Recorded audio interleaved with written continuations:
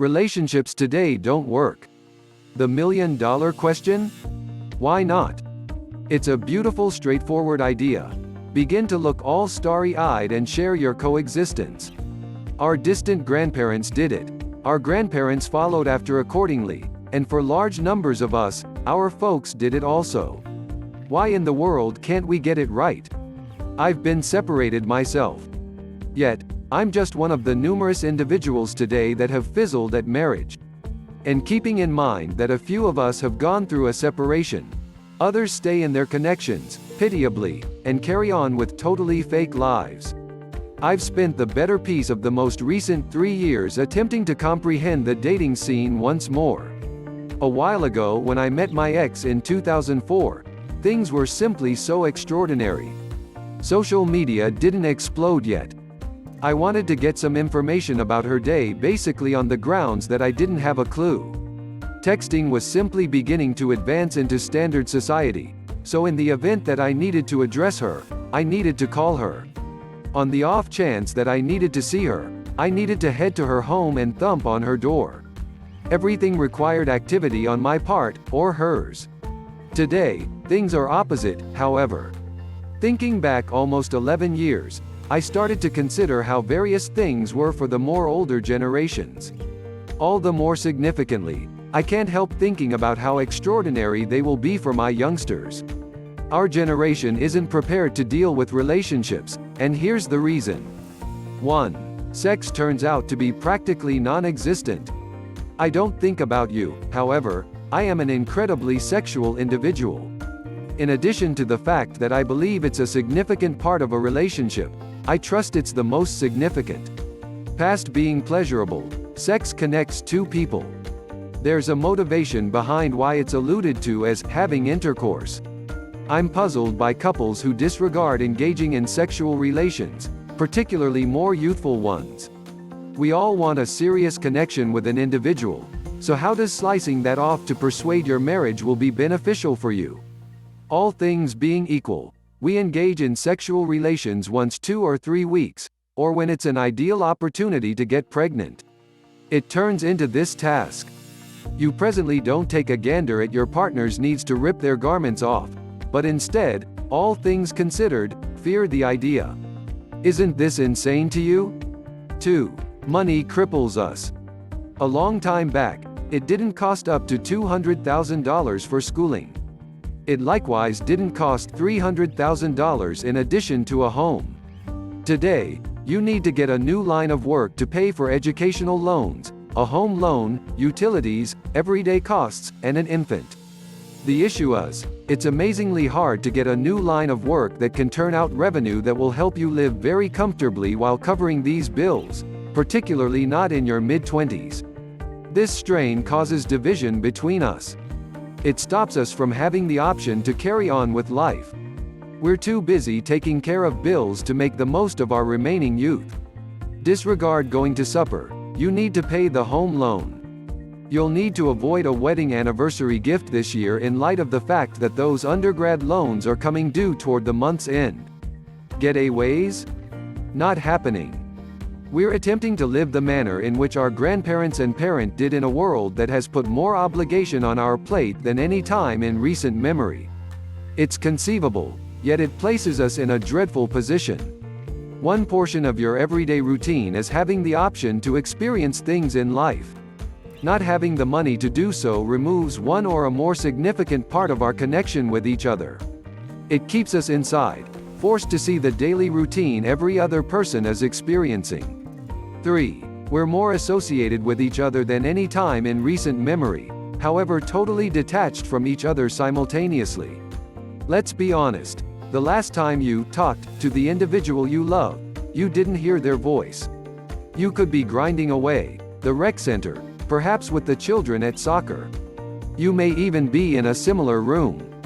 You told your better half you reserved some alone time, through an instant message. Your better half had flowers brought to your work, through an application on his telephone. You both looked for goods for your new home, on Pinterest. There's no actual association attached to anything any longer. We've eliminated human feeling from our connections, and we've supplanted it with brilliant air pockets. Some way or another, we've figured out how to get outraged by text on a screen, blaming others for being irate or dismal, when truth be told, we have no clue about the thing they are feeling. We quarrel over this, finally. You need to know why your grandma and granddad just commended their 60th wedding commemoration? Since they weren't looking through Instagram agonizing over what John had for supper. They weren't on Facebook reprimanding others. They weren't holiday sending Snapchats to their exes. No. They were excessively distracted with cherishing and regarding each other. They were conversing with one another at supper, strolling with one another clasping hands rather than their telephones. They weren't occupied by everything around them. They had dreams and pursued them together. 4. Our craving for validation exceeds our longing to be cherished. Social media has offered everybody a chance to be celebrated. The consideration you were unable to fantasy about getting except if you were a VIP is presently a selfie away. Post an image, and a huge number of outsiders will like it. Wear less garments, and prepare to have your mind blown. More likes. It's more than that, however. What might be said about the everyday routine you experience? I see pictures of individuals decked out in minimum clothing, posted up in some club with extravagant drinks. Individuals I realize that are dead broke and out. Be that as it may, they depict themselves as fruitful on the grounds that, all things considered, they can. Also, they get this satisfaction from individuals who like and remark on their status with pictures. In the event that you need to cherish somebody, stop looking for consideration from everybody since you'll never be happy with the validation from one individual. It remains the same for adoration. Love should be allowed. You can't adore somebody when you're distracted by stressing over others' opinions about you. Regardless of whether it be posting pictures via online media, purchasing homes to rival others, or going on sumptuous getaways, none of it makes a difference. 5. Social media just welcomed a couple of thousand individuals into bed with you. We've tossed security out the window nowadays. Nothing is sacrosanct any longer. Truth be told, it's splattered everywhere on the web for the world to see. Wherever we go, all that we do is made for public consumption. Rather than enjoying a special moment existing apart from everything else, we become mixed up in the internet, attempting to sort out the best photo, or the ideal channel.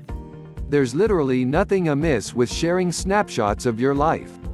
I do it without anyone else's help. In any case, where do we take a stand? When does it turn out to be excessive?